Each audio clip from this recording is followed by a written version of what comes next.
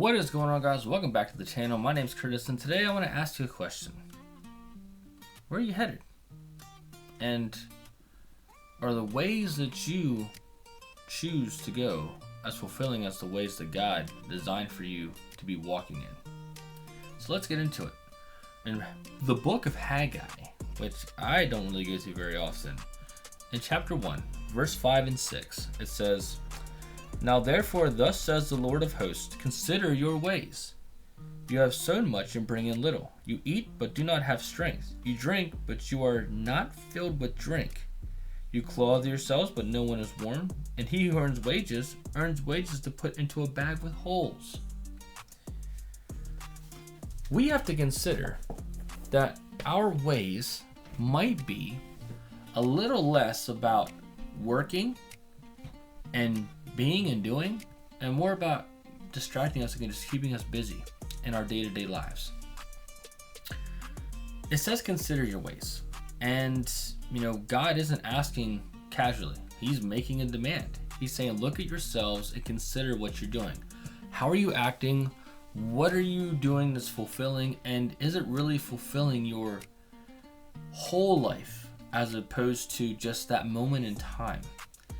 Because we as humans, we have a tendency to want something in the moment, and then it's like, what do they call it? They call it the shiny toy mentality, where you want something, and then the moment you get it, 6 months later, it's just sitting on your desk doing nothing. I, myself, case in point, right? I wanted a fancy gimbal tripod. Right? Fancy gimbal tripod. Let me show you where this gimbal tripod's at. You're probably thinking, Curtis, well, aren't you using it right now? Nah. I'll get it for you. Look at this.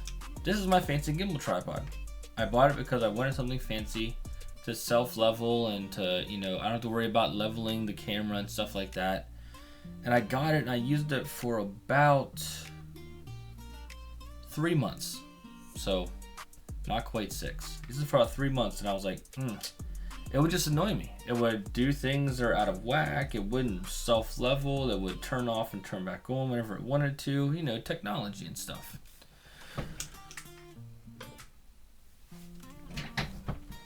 I demonstrated that just to demonstrate to you guys that you have to make sure that what you're doing and how you're acting, the things you're searching for, the things you're wanting for yourself, are they actually moving you forward? Or are they just having you move in a direction that, isn't where you should be going? Case in point, I asked for that, and my wife got it for me because she's awesome, and I don't even use it. It just sits up there as a bygone lesson of don't be stupid. Stop trying to be something you're not. Stop trying to go somewhere you're not supposed to go. Stop trying to be someone who you aren't.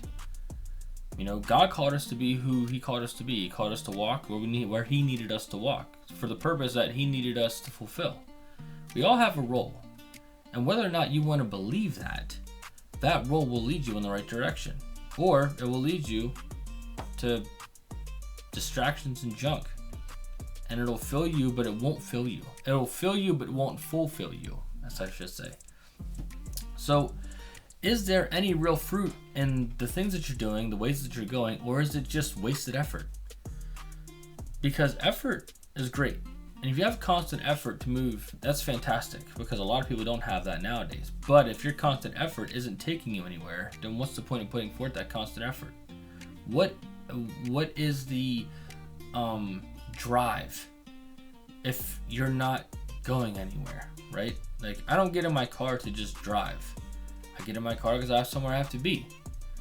And I'm not saying you can't go on this awesome country road drives, but even then, you have a road you want to drive on. You have a specific corner that you just love to see, or a view you're trying to get to.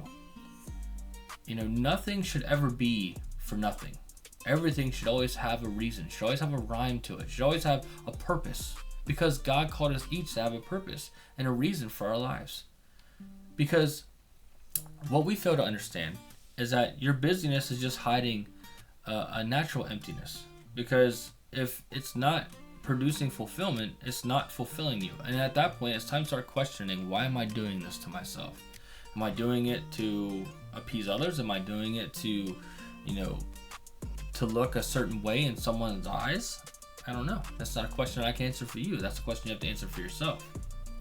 But, let's see here in my notes. I have here that, partial obedience still leads to empty results, because the people in the book of Haggai were doing life, but they were neglecting the priorities of what God called them to prioritize.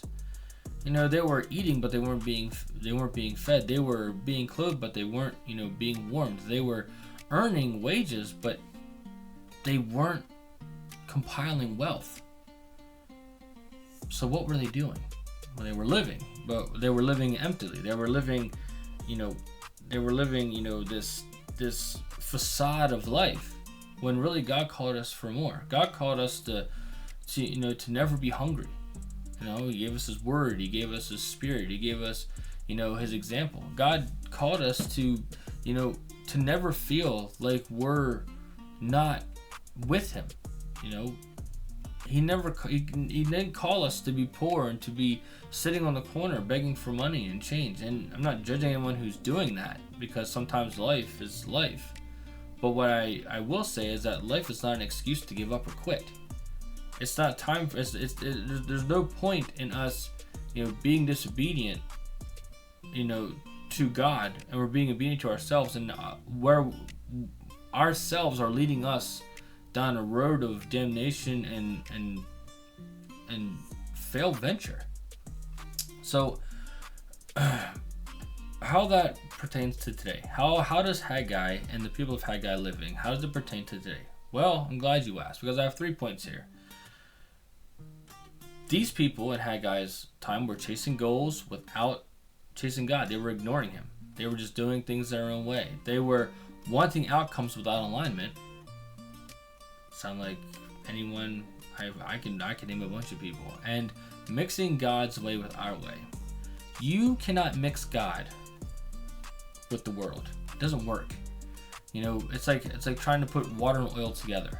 Sure, you can blend it for a while, but the moment things calm down, the moment you get to a place where it's like, oh yeah, I'm here, and you get to a place where you're like, all right, I've achieved something, the oil and water are going to separate, and you're going to see just how much you didn't achieve in that moment. So you can't expect, the results of God while you're walking your own path. And I'm not saying that we can't be individual. God's not calling us to be cookie cutters. He's not calling us to be cogs in a machine. But what I am saying is that, God put each and every one of us on this earth for a designed purpose and reason. You have the will to follow Him or not, but you can't take yourself out of His will and then blame Him for not achieving the true purpose, because God's true purpose is going to lead us to riches. It's going to lead us to glory. It's going to lead us to the things we want.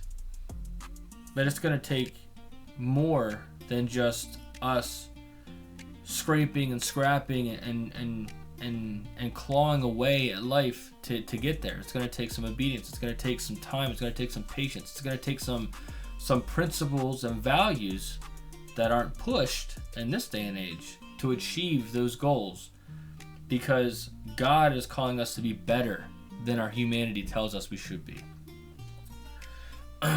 So, all that to say that God's way doesn't just give results, it provides a fulfillment. It provides a filling lifestyle where, you're not just buying things for the sake of buying things, You're examining everything and saying, okay, this is what I need, this is what I don't. I don't need to waste my time, money, and effort on things over here when I've already got what I need over here. Maybe it's not as glamorous and as shiny as this new thing, but this new thing is gonna fade so fast. I mean, look at this phone. Like, me and my wife, we made some mistakes and we got new phones.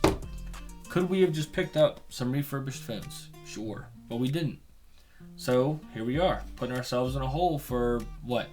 A newer camera that honestly doesn't even look as any better than the older camera. and for a UI and an HUD that looks pretty much the same as the last model and generation. Things that you learn from the lessons I'm telling you in this video. Don't look at the shiny thing and go, I need that, because you don't. There's plenty of shiny things that you can get that aren't going to pull you away or out of alignment with God's word, because now I have to focus on getting out of debt from this phone. I got to focus on getting myself back into the custom of recording without the gimbal, because the gimbal was annoying, and now I'm back to using the static tripod, which I love. I didn't realize I loved it until I ran into that monster. So what does this mean? Well, the last three things I want to say is that God's way does something way bigger than just bring you moments of success and comfort, recognition, etc. Right? God's way aligns you with purpose. It brings you peace and not just progress. Because what's the point of me sitting here going, oh my gosh, I need, you worry about getting that new thing. You worry about, wandering that new way. You worry about, appeasing, that other personality, that's kind of leaning on you, or that standard that the world has set before you. You're focused on all that, but it doesn't bring you any progress. If anything, it's just pressure. And it's unneeded pressure, and honestly, if we can be honest with ourselves, it's unwanted pressure. Who wants that kind of pressure to try and look a certain way, to try and achieve a certain status? It sucks. As a social media person, believe me, if you let that pressure get to you, it will burn you out, it will frustrate you, and it will piss you off. And that leads you into a place where it doesn't do any good for you, your family, or God. And the last point I want to make is that God's way produces a lasting fruit and not temporary one. God is here for the victory. Not a win, a victory. You can win a match and still lose. Like in the case of tennis, you can win one and still lose. In the case of volleyball, you can win a volley and still lose. In the case of anything, you can score and still lose. It's about getting the victory, that final victory at the end of the struggle. That's what we should be focusing on, not trying to look a certain way during this life, because this life it's great. I love this life. God gave me this life. I got beautiful kids. I got a beautiful wife. I'm going through some things, but that's okay, because I'm recognizing that it wasn't God who put me in this situation. It's I who put myself in this situation, and in turn put my family in a situation, which makes me feel terrible as a husband, but it also checks me at my very core to say, hey, you need to do better. And I have great mentors and I have great teachers that are also saying, hey, you screwed up, you need to do better. And I think as a human, that's hard for us to hear, because we don't want to admit that we screwed up. We don't want to admit that we did it wrong. We want to say that we did it right every single time. But guess what? You make mistakes. The biggest thing you can do is correct and rectify that thought so that mistake isn't made again. Because the definition of insanity is to do something the same time, the same way, every time, and expect a different outcome. And we just can't do that.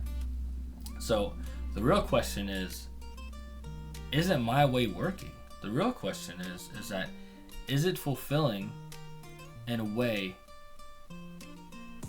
that God's way does? Sorry, I lost my thing on my notes. Is my way working? And is not the question to be asking. Is it fulfilling the way God's way does? Is it? Take a moment and ask yourself that every single time you decide to do something. Am I doing this because someone else? Am I doing this because of something else? And then check it. Does this align with the way that the word tells me that it should be being done? It's up to you guys now. Peace out. God bless. And I love you.